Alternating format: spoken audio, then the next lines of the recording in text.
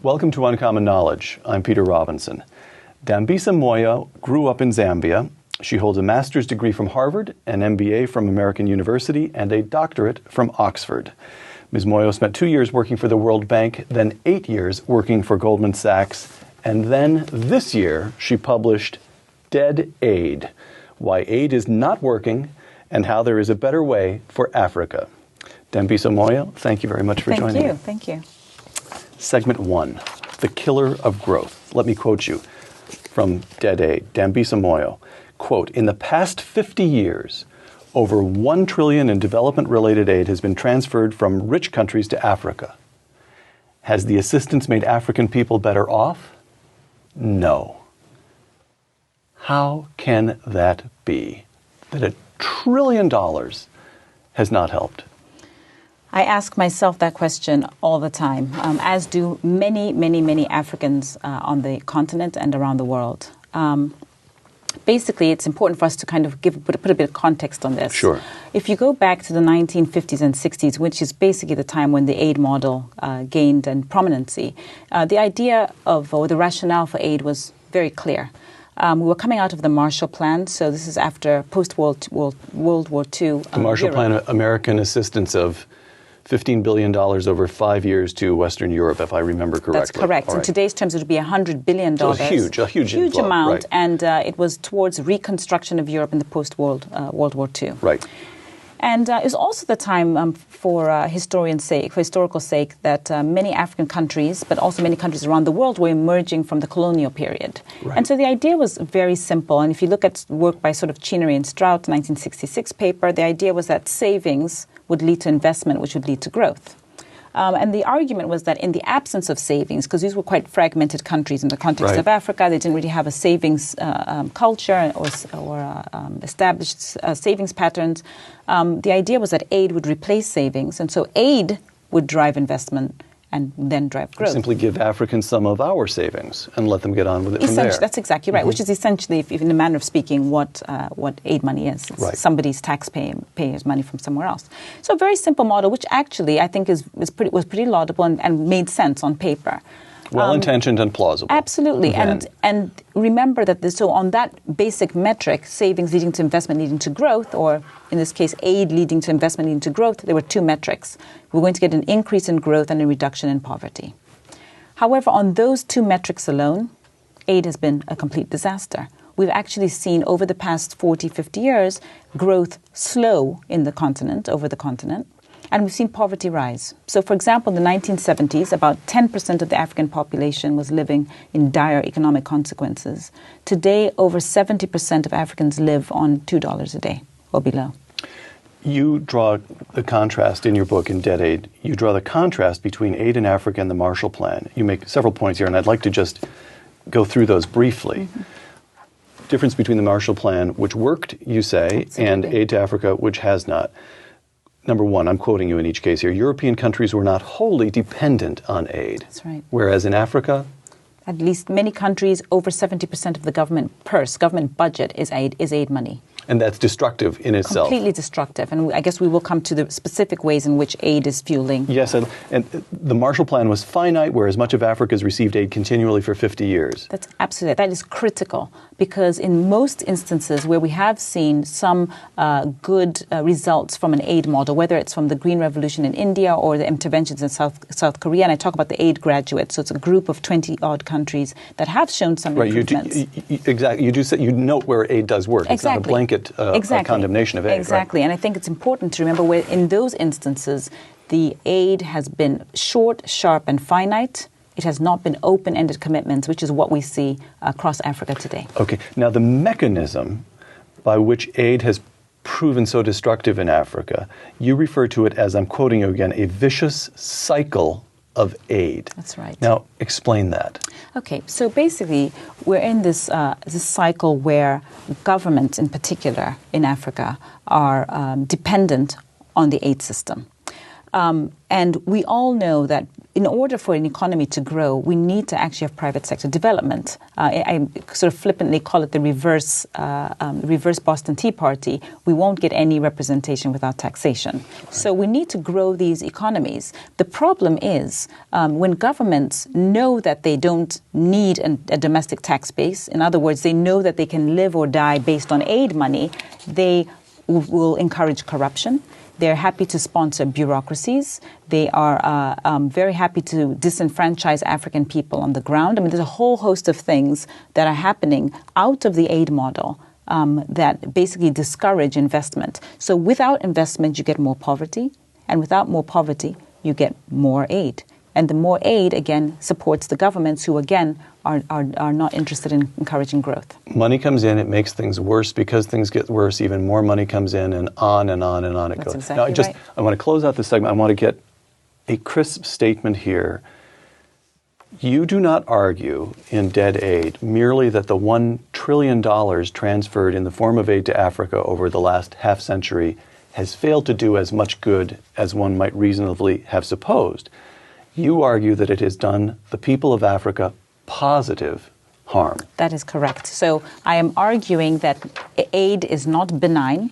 In fact, indeed, if it were benign, I wouldn't be sitting here, I wouldn't have written the book. The problem is that it's malignant. Segment 2, Africa Today. Let me offer a few figures from Dead Aid. This is actually a tricky business, I think, what I'm about to ask. You tell me, American layman who read your book with great fascination, but I've only been to Africa once, a typical sort of safari thing. You tell me what these statistics mean in the lived experience of African people. Quoting you in each case, Africa's real per capita income today is lower than in the 1970s, with over half of the 700 million sub-Saharan Africans living on less than $1 a day. Yeah. What does that mean? It Dirt means, floors, no clothes? What is life like? It means that many, many millions of Africans are eking out an existence of dire poverty, much beyond what any of us can imagine. Some of the harshest pictures that we see as representation of the African continent are true. They are people who are malnourished, they don't have running water, they don't have infrastructure that's of any reasonable state to speak of. They don't send their kids to school. They have no infrastructure. In fact, they do not believe that the future, and this is perhaps rather fatalistic, they do not believe that the future is better, and the prospects for the future and for their children are better than what they have today. Well, but that may be fatalistic, but it's also reasonable, given the last half century of their experience. Absolutely. Quote, life expectancy has stagnated, close quote. Yeah. You say Africa is the only continent where that's the case. That's exactly right. There are numerous countries on the African continent where, including my own, where the life expectancy has come down considerably. My own country, Zambia, mm-hmm. has a life expectancy now of 37. It's largely because this is life expectancy at birth. It's largely because of the advent of the HIV/AIDS epidemic. So this is not infant mortality. This is a different matter. People attain a certain age and then die very young. That's exactly right. But I'm just saying, at birth you would have some expectation. Right. No. I mean, the point I'm making is that in some ways it's even worse. Correct. Right. Yeah. But you're right. But even in our infant mortality statistics are nothing to boast of. Right. And so we are in this situation where I would argue we're in an emergency state in terms of places like my own country in terms of HIV/AIDS. But nothing substantial is being done to curb the longer-term the economic cycle and economic dynamics in the continent. All right.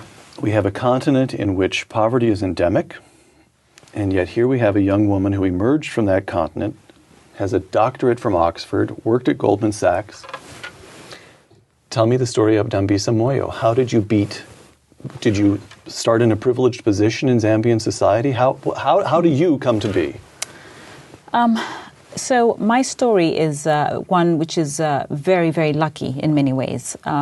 My parents were very fortunate to be two of the first graduates, black graduates from the University of Zambia.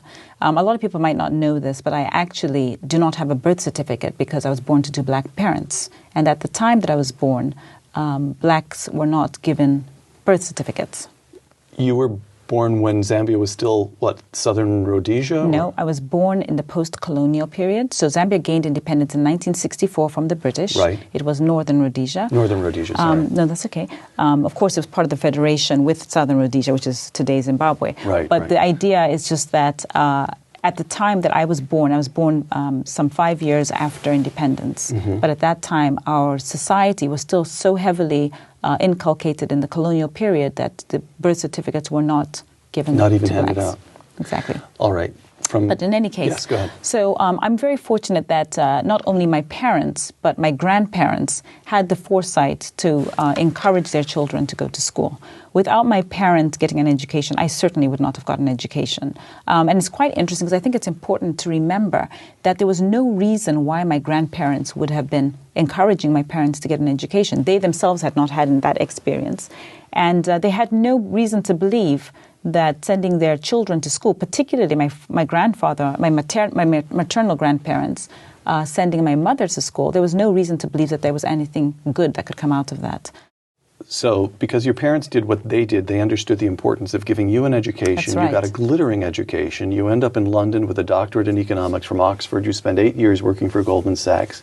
I put it to you, Dambisa, that you were perfectly positioned to become Bono's, is it Bono or Bono, the U2 man, to become his best friend, to sit on Bob Geldof's board, to get caught up in what you call in this book the glamour aid business of aid to Africa by way of rock and roll and super coolness.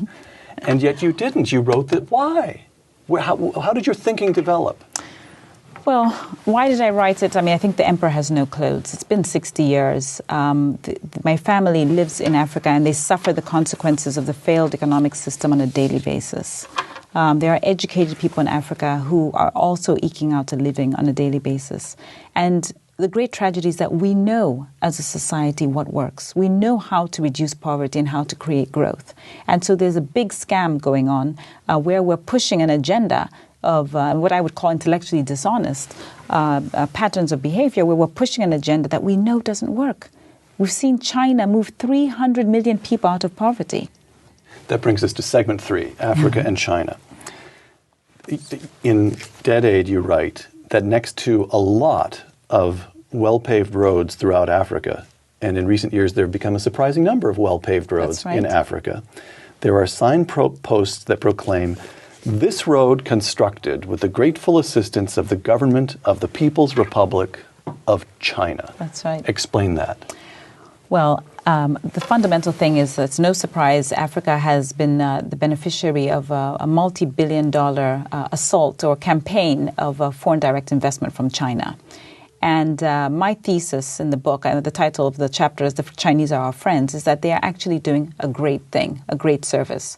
Fundamentally, their attitude and their approach to Africa is not one of pity or guilt, which is essentially the model that buttresses the aid model. The Chinese model is one of business, and they're in Africa to give, do deals. To do deals, yeah, exactly. And to me, it actually can benefit Africans. Africans are getting jobs. The Pew Survey, which is an American organization, has surveyed more than 15 countries in Africa and asked Africans, what do you think? Are what the Chinese doing in Africa a good thing? And consistently, by wide margins, Africans are saying, yes, we want jobs. We want opportunities. Let me give you 2 quotations from Dead Aid. I'm quoting you to yourself. Quotation 1, "Truth be told, there are hurdles for investors to overcome. Widespread corruption, a maze of bureaucracy, a highly circumscribed regulatory and legal environment, needless streams of red tape. Hence, very little foreign direct investment." That's right. Quotation 2, "Between 2000 and 2005, Chinese investment in Africa totaled $30 billion. As of mid-2007, the stock of China's investment in Africa was $100 billion. Why does all the red tape and the other hurdles keep out certain investors, but do evidently nothing to dissuade the Chinese?" Well, I think it's not to say that other investors are dissuaded. All I'm saying is that we would have much more investment in the continent if there were less red tape. The Chinese. You don't detect a different kind of determination on the part of Chinese? Well, I think that the Chinese they come to Africa with a very clear mandate and strategy. They're not there to preach. They're not there to transplant democracy or their formal ideology of institutions. They're there to do business. And very often, African governments recognize that there is something for Africa in it. Now, the question then becomes, is it being handled in the most efficient and fair way? And obviously, there are a lot of concerns, environmental issues, labor laws, but that's something for policymaking.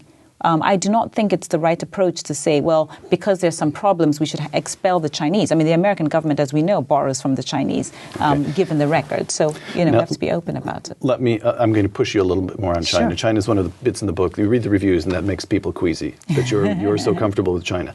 You argue at one point in the book that absent aid, one of the two-bit tyrants who's still around, Robert Mugabe, would probably have been gone long ago. He couldn't continue his act without foreign aid, you argue.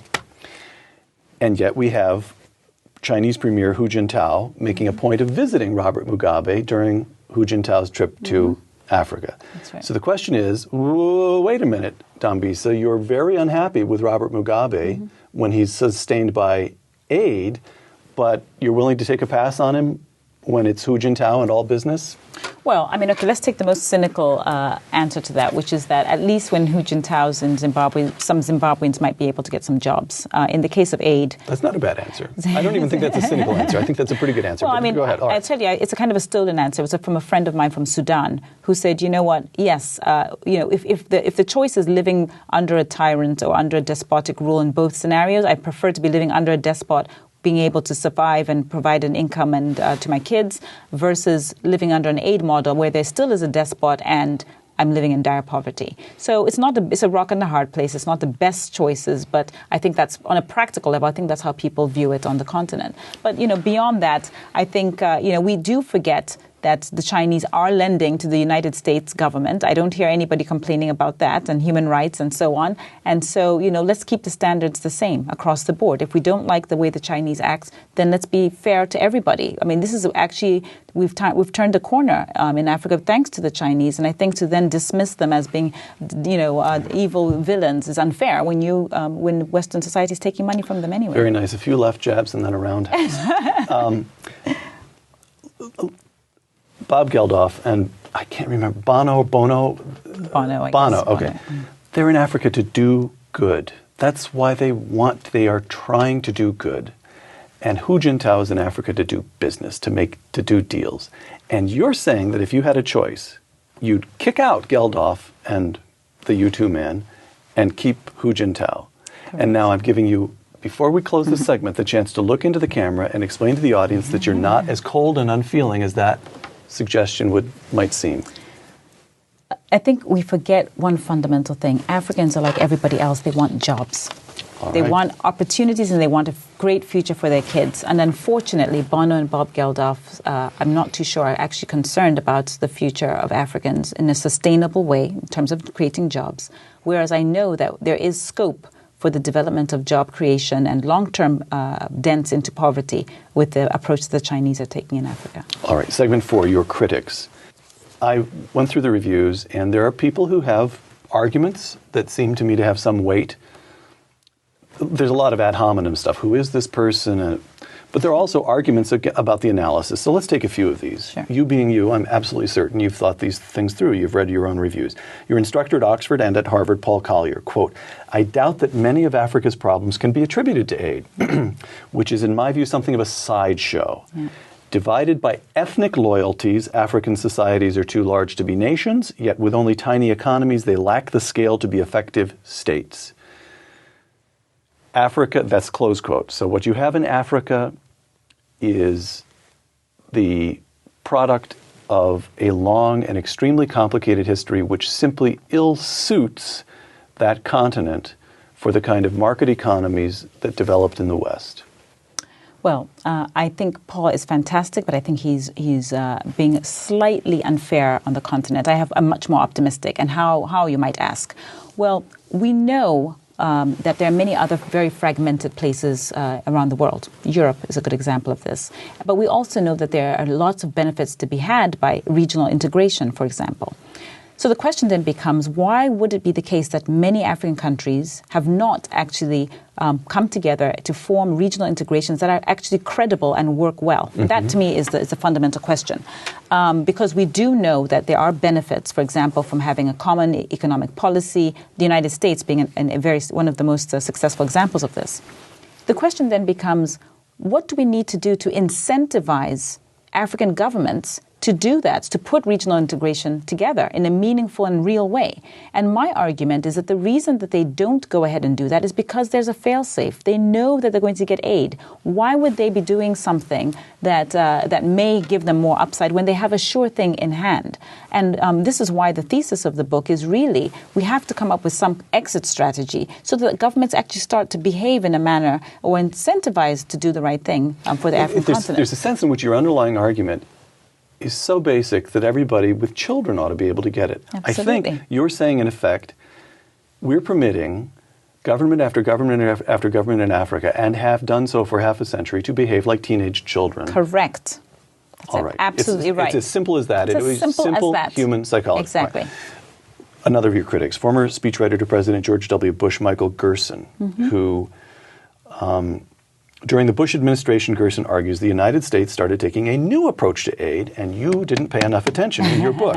In attacking aid, in Dead Aid, you didn't pay attention. Quote, America's AIDS and malaria programs during the 90s were focused, centrally directed, and results-oriented. Surely Moyo should recognize the difference between aid provided to oppressive kleptocrats and aid given to faith-based organizations distributing AIDS drugs, close quote.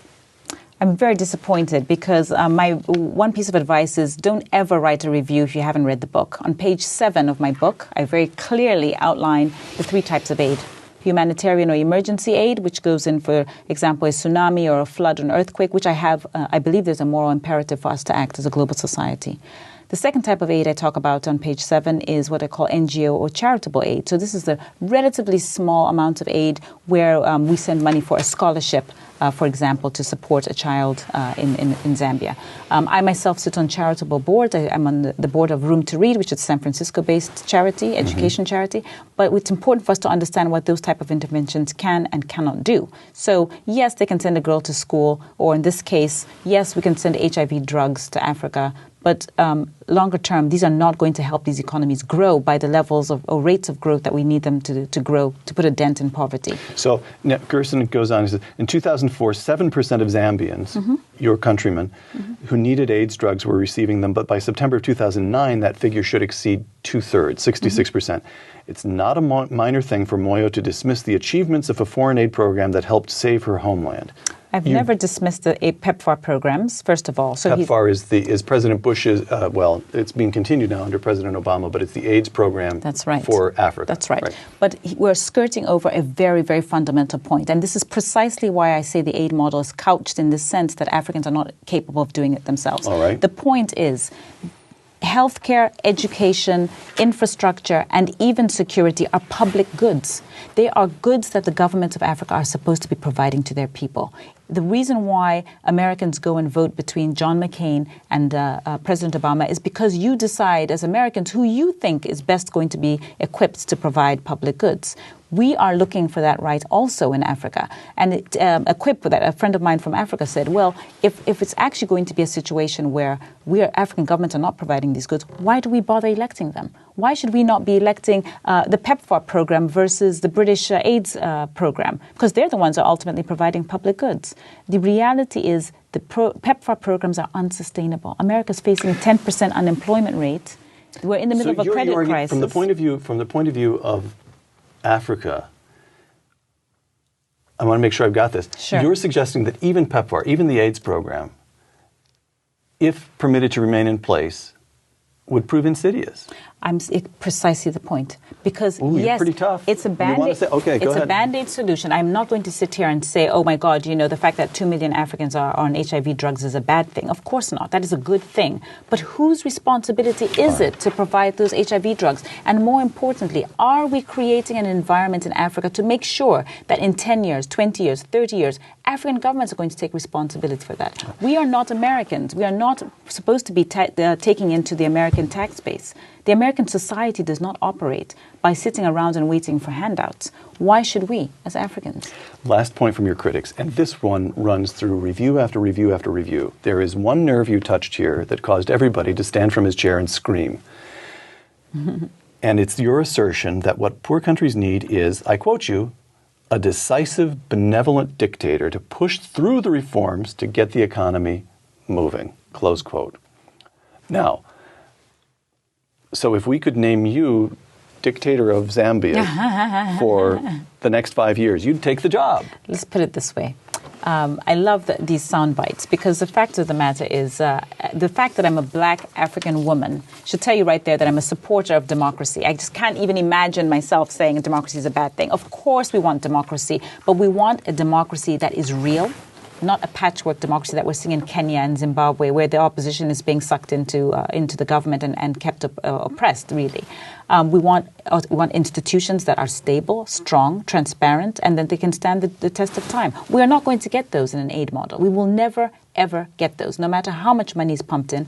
Iraq and Afghanistan are examples of this precise point. It doesn't matter if you shoehorn democracy into these societies. They need to grow organically, and they only grow organically as an artifact of economic development. You then get your middle class, you then get people who have vested interest in seeing their economies running properly, and then we can hold the government accountable. All right, segment 5, what if? This is the way you close Dead Aid, with a kind of, well, let me just quote you.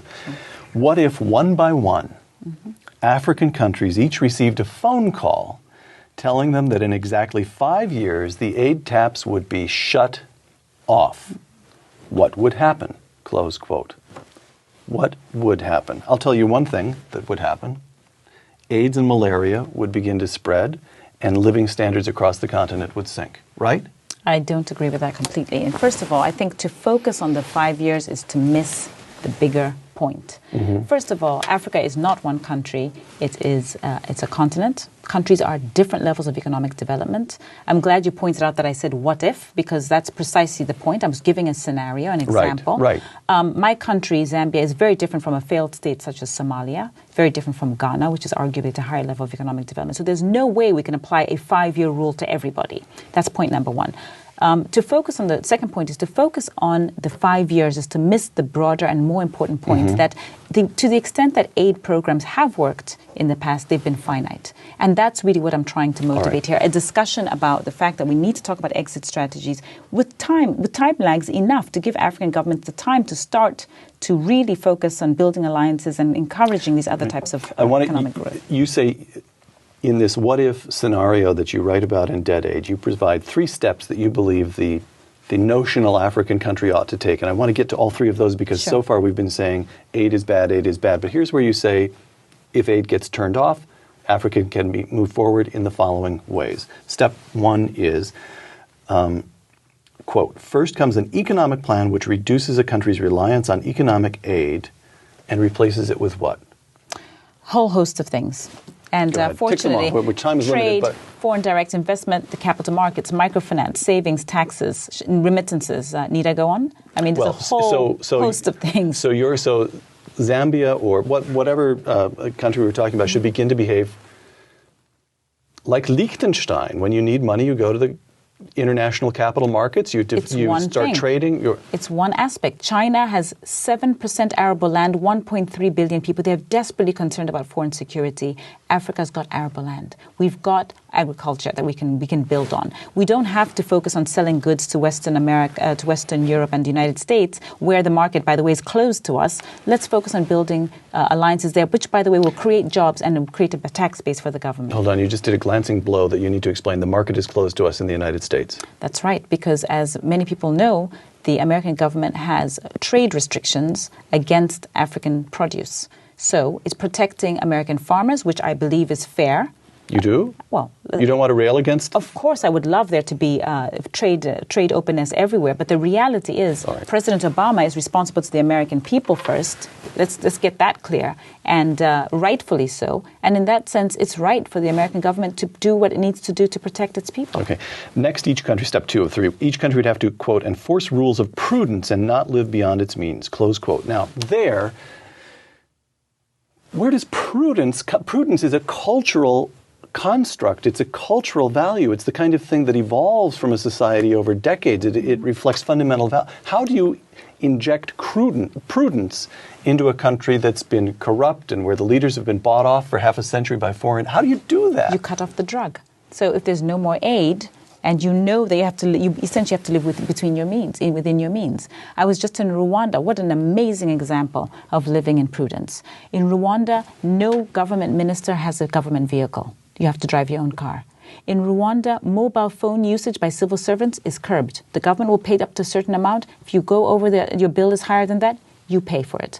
In Rwanda, not a single cabinet minister is allowed to go and get health care outside of Rwanda on the government's bill. Now, you might be saying, why am I saying that? In my own country, in Zambia, if a minister gets sick, he's on the plane to South Africa or to London, and it's paid for by the Zambian government.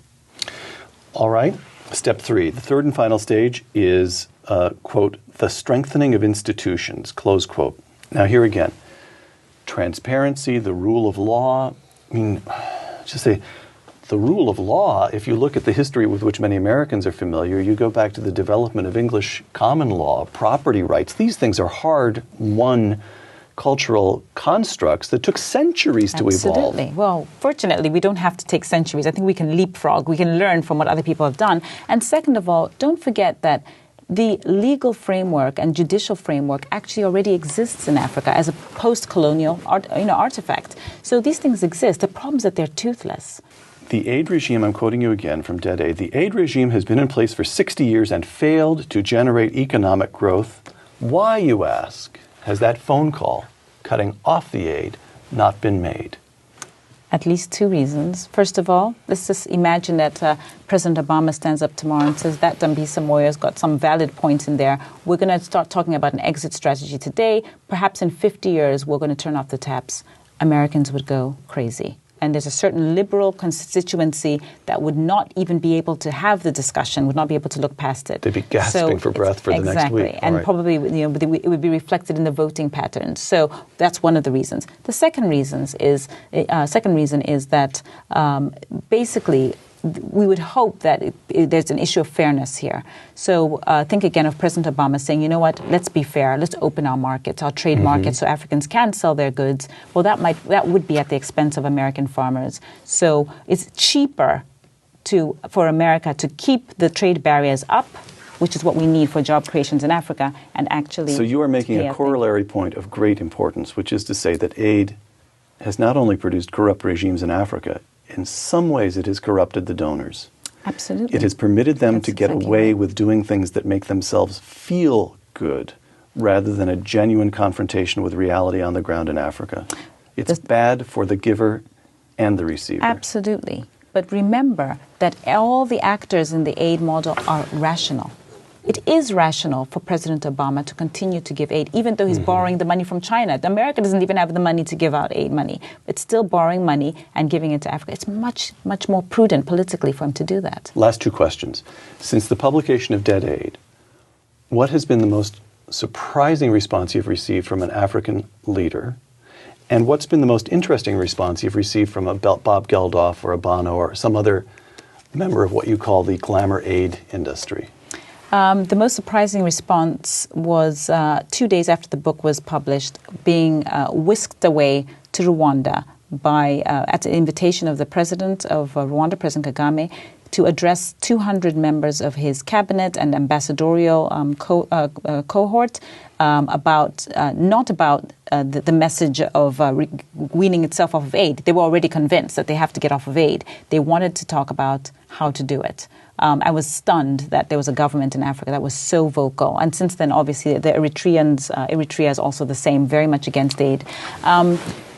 The harshest thing that has happened has been Bono's organization, Bono and Bob Geldof's organization called One, who I have actually tried to have a number of meetings with before the book came out about what the thesis of the book were. Launched a very vitriolic attack against me to the point that they were calling organizations ahead of my meetings and media appointments, and sent a letter to African NGOs claiming, basically painting me as a genocidal maniac trying to kill African babies. So in other words, trying to get Africans to be against me. And to me, that was not really fostering dialogue. It was just trying to create the split of she's against and we're pro, and therefore she's evil, as opposed to giving the space to have the discussion. Dambisa Moyo, author of Dead Aid, thank you for joining us. Thank you very much. I'm Peter Robinson for Uncommon Knowledge and the Hoover Institution. Thanks.